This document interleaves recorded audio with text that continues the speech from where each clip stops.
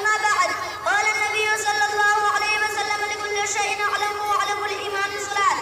محترم حضرات، اس حدیث حسین نے آپ کے سامنے ایک مختصر سی حدیث پڑھی ہے جس کا ترجمہ یہ ہے. سرکار دو عالم جناب محمد رسول اللہ صلی اللہ علیہ وسلم نے ارشاد فرمایا ہے کہ ہر چیز کا ایک نشان ہوتا ہے اور ایمان کا نشان نماز ہے.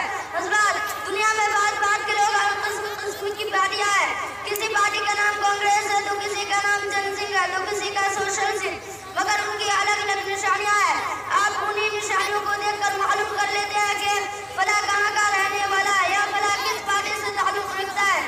یہ تو گفتگو ہی ان چیزوں کے بارے میں جو ہماری نگاہوں سے گزرتی ہے، مگر کچھ چیزیں ایسی ہیں جو ہماری آنکھوں سے دکھائی نہیں دیتی، مگر ان کے کچھ نشانات ہوتے ہیں جن سے ان کے وجود کا پتہ چل جاتا ہے.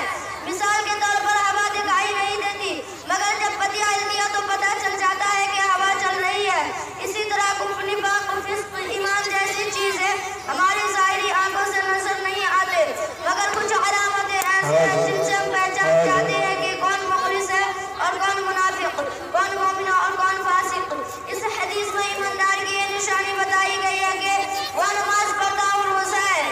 چند مخصوص دن کے لیے حج و زکات ہے، صرف دولت مندوں کے لیے. لیکن نماز ایک ایسی چیز ہے جو سال کے ہر دن میں غریب ہو یا امیر، دولت مند ہو یا فقیر، جاہل ہو یا عالم، سب پر فرض ہے. یہی وجہ ہے کہ تاجدار مدینہ فخر رسول جناب محمد رسول اللہ صلی اللہ علیہ وسلم